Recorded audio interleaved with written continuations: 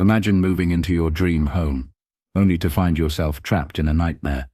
Your peaceful afternoons, interrupted by police sirens. Your private backyard, invaded by entitled strangers. Your reputation, tarnished by whispers and lies. And the mastermind behind it all, a woman who believes she owns the neighborhood. Until one clever act of poetic justice flips the script. What happens when karma strikes back? Stay tuned, because this is one story you won't believe. Derek Williams leaned back in his lounge chair, soaking in the warm Georgia sun. After 25 years as a firefighter, he had finally retired and bought his dream home in an upscale Atlanta neighborhood. The thrill of his the crystal-clear swimming pool that sparkled under the summer light, a well-earned retreat after decades of hard work. As Derek sipped his iced tea, eyes closed, listening to the rustling of leaves, his peace was shattered. Wheel, wheel! The blaring sound of police sirens cut through the air. Within seconds, 2 squad cars screeched to a halt in front of his house. Officers stepped out, hands resting on their holsters. A sinking feeling formed in Derek's stomach. He'd lived in this neighborhood for only 2 months, but he already knew exactly who had called them. Linda Cartwright. Derek didn't need to look to know she was there, watching. But when he glanced toward his neighbor's house, sure enough, he caught a glimpse of her pale face peeking through the upstairs curtains, a satisfied smirk curling her lips.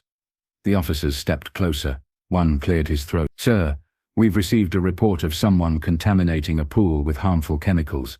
Derek blinked. "Come again?" "A neighbor reported suspicious activity," the officer continued. "Said there were dangerous substances in your pool." Derek turned to look at his perfectly clean, shimmering blue water. He hailed slowly. So this was her next move. Linda had made it clear from day one. She didn't want him here. From snide comments to bogus HOA complaints, she'd done everything short of marching up and demanding he leave. Now she was weaponizing the police against him. But what she didn't know, Derek was ready for her this time. And this battle? It was just getting started. 2 months earlier, the sun was shining, birds were chirping, and Derek Williams was living his dream. After 25 years as a firefighter, he had finally retired and moved into his beautiful new home. A 2-story house with a pristine swimming pool in an affluent Atlanta neighborhood. It was the kind of place his parents had only dreamed of. And now it was his. He spent the morning unpacking boxes, arranging patio furniture, and admiring his backyard. Everything was perfect. Or so he thought. That's when he first saw her. From the corner of his he noticed a woman standing at the fence separating their properties. She was dressed in a crisp white blouse, oversized pearls, and a sun hat that probably cost more than his first car. Her arms were crossed, and she was staring hard. Derek, always one to be neighborly, wiped his hands on his jeans and waved. Linda Cartwright didn't wave back. Instead, she pursed her lips, tilted her head, and walked straight toward him. "Oh, hello," she said, her tone syrupy sweet, but laced with something off. "You must be the new maintenance guy." Derek raised an eyebrow. "No, ma'am. I'm your new neighbor." The moment the words left his mouth, her smile faltered. "You own this house?" she repeated, blinking as if she had misheard him. "That's right." Linda let out an awkward laugh, glancing around the neighborhood like it expected someone to come out and explain the mistake. "Oh, well, isn't that unexpected?" she muttered. Then, recovering quickly, she plastered on a tight-lipped smile. "I suppose times are changing." Derek said nothing. He'd been a first responder for decades. He knew that look. The look people gave when they were trying to act polite, but failing miserably. Before he could respond, she clapped her hands together. "Well, welcome. We have a certain standard in this community. I do hope you'll keep the place up. Property values, you know." And with that, she turned on her heel and walked back to her house, not waiting for a reply. That was Derek's first warning sign. The next afternoon, Derek took a quick trip to the hardware store. As he loaded his car with supplies, his phone pinged. Motion detected. Backyard camera. Confused, he opened the Cersei app and his jaw clenched. There she was. Linda. She had waltzed right through his unlocked side gate, like she owned the place. Dressed in a designer swimsuit and oversized sunglasses, she strolled around his patio, examining the furniture like she was appraising a model home. Then, as if it were the most natural thing in the world, she laid her monogrammed beach towel on one of his lounge chairs, dipped her feet into his pool, and leaned back to relax. Derek wasted no time. Within minutes, he pulled into his driveway, got out of the car, and walked straight into his backyard. "Enjoying yourself?" he asked, arms crossed. Linda jumped, but only for a second. Then she sighed dramatically, placing a hand on her chest, as if she had been startled by a minor inconvenience. "Oh, I thought you were the pool boy." Derek clenched his jaw. "I already told you, I own this house." Linda smiled, unconcerned. "The previous owners always let me use the pool. It's kind of a tradition." Derek took a deep breath, keeping his voice steady. "Well, that tradition is over. This is private property, and I'd appreciate it if you asked permission before entering my yard." Linda's expression shifted. Her smile became thin, almost forced. "You know," she said, standing up and gathering her things, "it's a shame when people move in and disrupt the harmony of a neighborhood. Some people just don't belong." She didn't have to say it outright. Derek got the message loud and clear. As she sauntered toward the gate, she muttered under her breath, just loud enough for him to hear, "We'll see about that." It wasn't a warning. It was a promise. Derek Williams had dealt with difficult people before. 25 years as a firefighter had taught him how to stay calm under pressure. But Linda Cartwright wasn't just difficult, she was relentless. It started small. A few days after the pool incident, Derek woke up early, ready to enjoy his morning coffee on the patio. But before he even stepped outside, he heard voices, splashing, laughter, music. His gut told him something was off. He looked out the window and his blood pressure spiked. Linda was in his pool. Again. But this time she brought friends. 4 well-dressed women in oversized sunglasses and designer swimsuits lounged in his backyard, sipping champagne like they were at a 5-star resort. Derek stormed outside. "You need to leave. Now." Linda barely looked up. "Oh, don't be dramatic," she waved a manicured hand. "We're just enjoying a little sun. You're never out here anyway."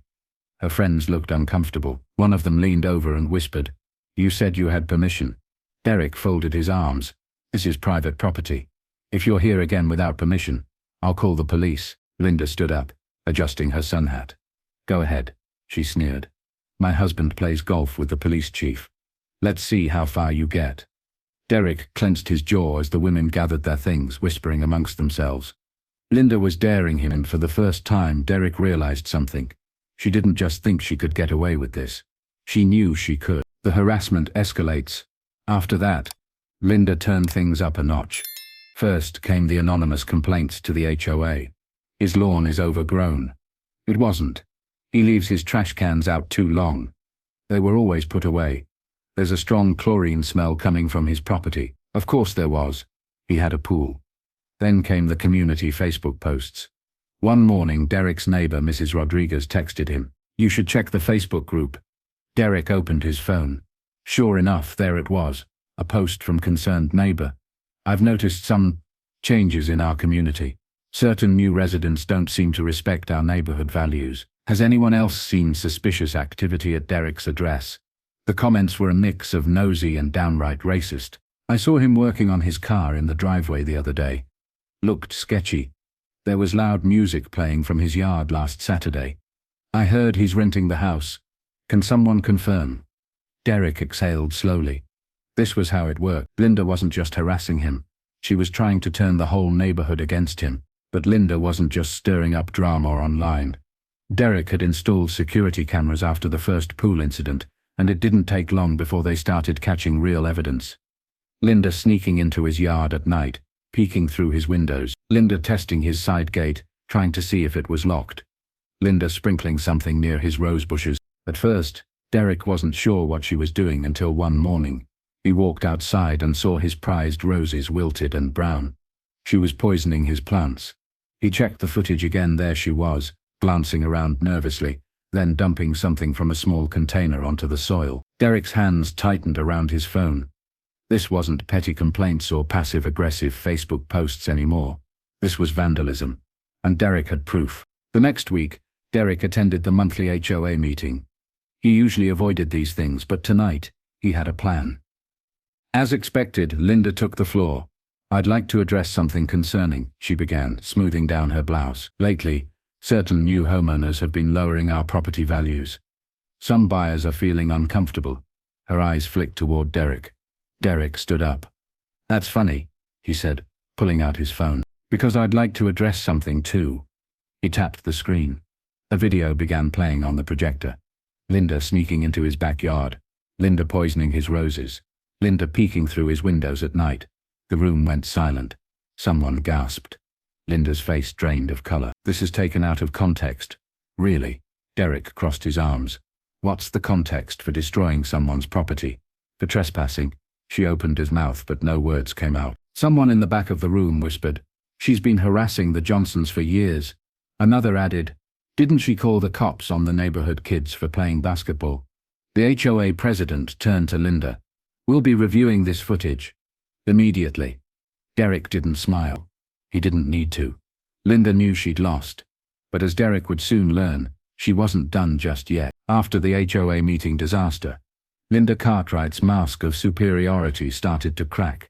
Neighbors whispered about her. People who had once nodded politely now avoided eye contact. The Facebook group, her personal playground for stirring trouble, suddenly wasn't so receptive. But instead of backing down, Linda doubled down. She wasn't just going to make Derek Williams uncomfortable. She was going to make him miserable. Derek had just come back from the grocery store when he noticed something was off. His pool, which he meticulously maintained, looked different. He stepped closer. A faint chemical smell burned his nose. A thin layer of white foam floated on the surface, swirling unnaturally under the porch lights. His gut twisted. He immediately checked his security footage. And there she was. Linda. At 2:14 a.m., wearing a long coat and rubber gloves, she crept into his backyard with a large container. She unscrewed the lid, tilted it over the water, and dumped everything in. Then, as casually as if she were watering her garden, she capped the container, slipped out the gate, and dinned into the night. Derek's jaw clenched. This wasn't a passive-aggressive HOA complaint. This wasn't petty Facebook gossip.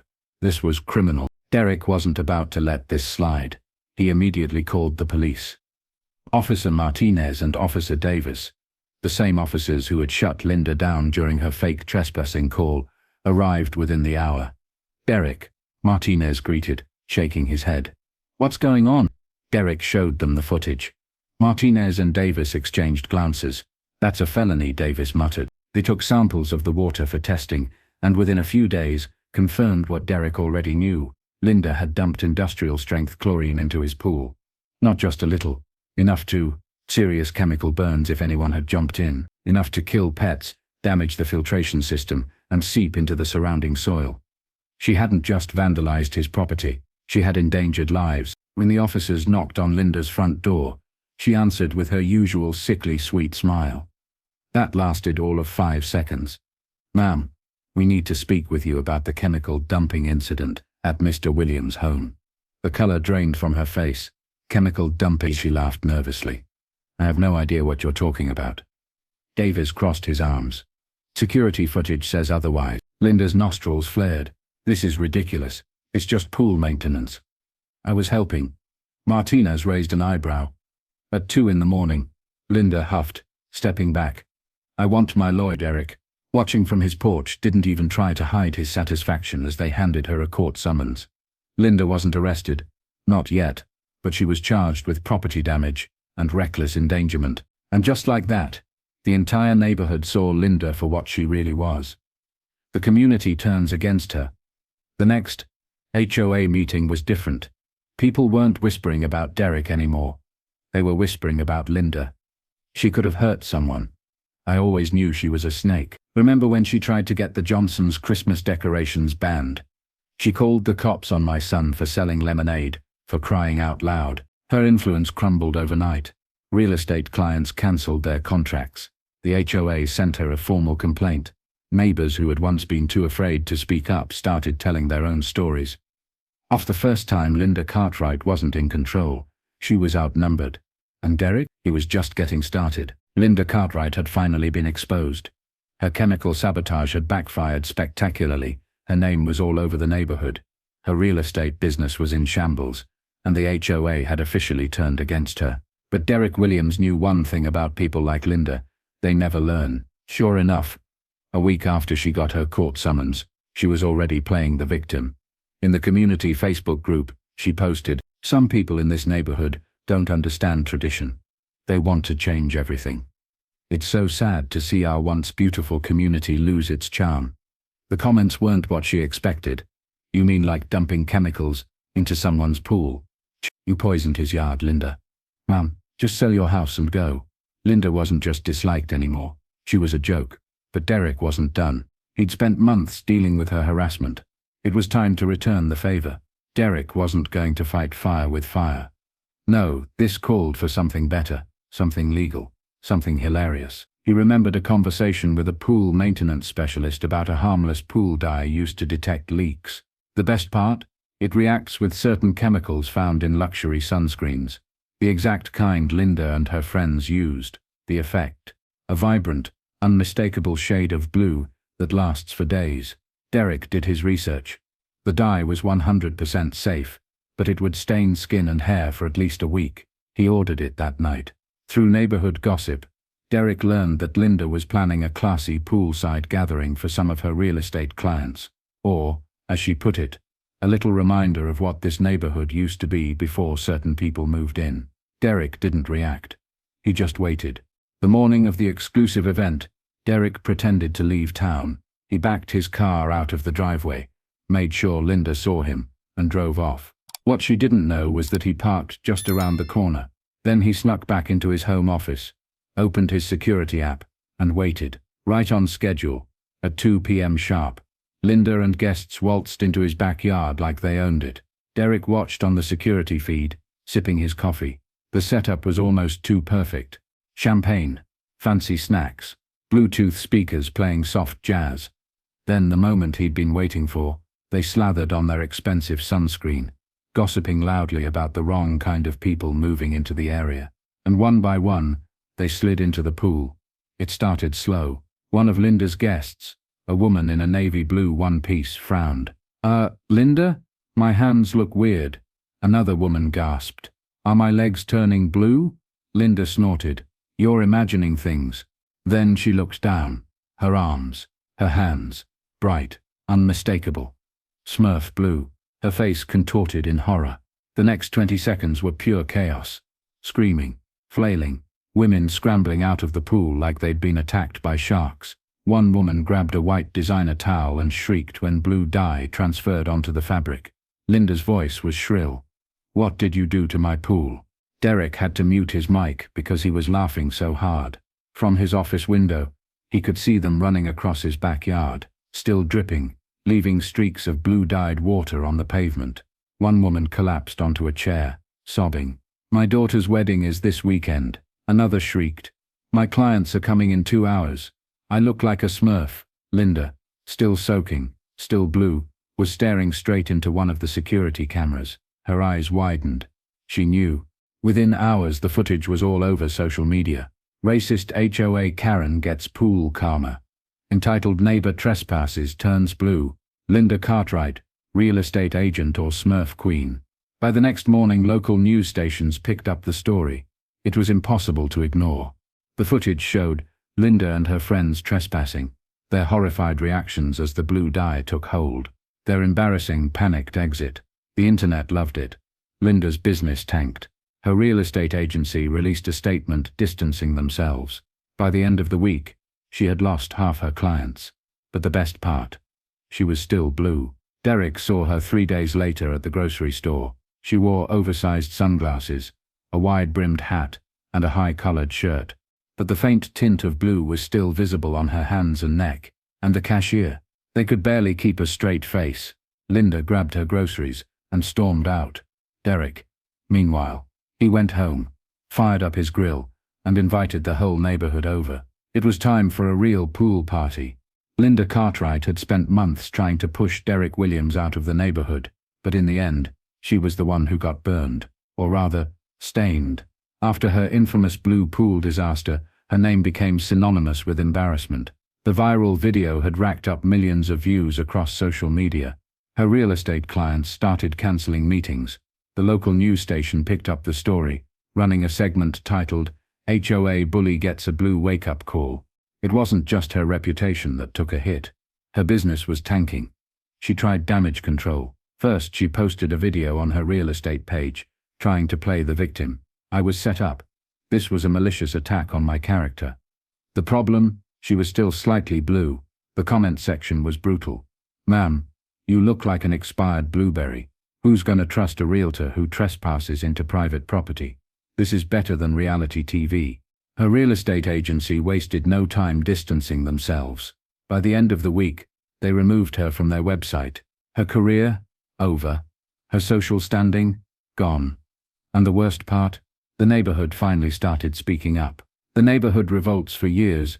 Linda had ruled the HOA with an iron fist. She had weaponized the rules, intimidated homeowners, and made life miserable for anyone who didn't fit her definition of acceptable. But after her humiliating downfall, people weren't afraid of her anymore. At the next HOA meeting, Derek walked in and noticed something different. For the first time ever, Linda wasn't holding court. She wasn't the loudest voice in the room. Instead, she sat in the back corner, silent, still wearing long sleeves to hide the faint blue tint on her skin. The HOA president, Mr. Johnson, cleared his throat. Before we begin, we need to discuss the multiple complaints filed against Mrs. Cartwright. Linda straightened in her chair. Complaints? Against me? Derek smirked. She wasn't used to being on the other side of the rules. Mrs. Rodriguez, the elderly woman who lived across the street, stood up first. Last year, Linda called the HOA because my Christmas lights were too ethnic. Gasps filled the room. Then Mr. Patel, a quiet man who had always kept to himself, spoke up. She tried to get my son's basketball hoop removed, claiming it lowered property values. More murmurs. Then came the final blow. A younger woman, standing near the back, cleared her throat. She called the police on my son's lemonade stand, had a 10-year-old kid in tears. Silence. The room turned to Linda. For the first time, she had no defense. She opened her mouth, then closed it again. The HOA president flipped through his papers. In light of the evidence presented, we are officially removing Mrs. Cartwright from any leadership positions within the HOA. A few people clapped. Linda shot up from her seat. This is a witch hunt, she hissed. Derek leaned back in his chair, arms crossed. Nah, he said with a smirk. This is karma. Linda tried to recover. She tried calling in favors, trying to smooth things over, but no one wanted to be associated with her anymore. Neighbors who used to wave politely now avoided eye contact. Local businesses blacklisted her. Even her own friends stopped returning her calls. And then the inevitable happened. One afternoon, Derek was grilling in his backyard when he heard it, the sound of a hammer striking the ground. He turned, and there it was, a for sale sign in Linda's front yard. Derek chuckled. Took her long enough. With Linda gone, something amazing happened. The neighborhood changed. The Facebook group was no longer filled with drama. The HOA meetings were shorter, friendlier. People who had once been divided started coming together. Derek became an unexpected community leader. Neighbors started stopping by, bringing food, sharing stories. I should have spoken up sooner. Mrs. Rodriguez admitted one afternoon, bringing over a fresh plate of empanadas. Derek smiled. Better late than never. A few weeks later, Linda's moving trucks arrived. She left without saying goodbye. But Derek, he made sure to watch from his porch, lemonade in hand. When her car pulled away, he lifted his glass in a silent toast. Good riddance. A few days later, a new family moved into Linda's house. A young couple, a black husband and a white wife. They had twin daughters who loved swimming. One evening, as Derek was cleaning his pool, he heard laughter. The little girls were in their backyard, playing in the sprinkler, waving at him. Hi, Mr. Derek. He smiled and waved back. The neighborhood finally felt like home. And in his backyard, near his pool gate, Derek framed a single photograph. A screenshot from his security camera. It showed a group of women running down the street, soaking wet, streaked in blue. Whenever guests asked, Derek would just grin and say that's a reminder that karma always makes a splash. A year had passed since Linda Cartwright's disgraceful exit, and life in the neighborhood had never been better. Gone were the days of HOA drama, petty complaints, and veiled racism. In their place, a real sense of community flourished. Derek Williams had become the heart of it all. His backyard, once a battleground, was now a gathering place. On weekends, The smell of grilled ribs filled the air as neighbors, once divided, came together. Children splashed in the pool, laughter replacing the tension. Linda had thrived on. The new family and Linda's old house fit right in. Their twin daughters had joined the local swim team, and Derek, always ready to lend a hand, helped them train. One afternoon, a visitor noticed a framed photo by the pool gate. It showed a group of women sprinting down the street, dripping wet, streaked in blue. The guest raised an eyebrow. Derek just chuckled, taking a sip of lemonade. "That's a reminder," he said with a grin, "that karma has a way of making a splash." Derek's story isn't just entertainment. It's a lesson in resilience, justice, and standing your ground. In life, we all encounter people like Linda, entitled, manipulative, and willing to use power against those they see as different. But like Derek, we don't have to fight fire with fire. Sometimes patience, intelligence, and a little poetic justice are the best weapons. This story also reminds us that communities thrive when people stand together. The moment Derek exposed Linda, neighbors who had stayed silent finally found their voices. So if you've ever faced injustice, document everything, stay sane, and let the truth do the work. And remember, karma has a way of making a splash. If you enjoyed this story, hit that like button, share your thoughts in the comments, and subscribe for more tales of justice served.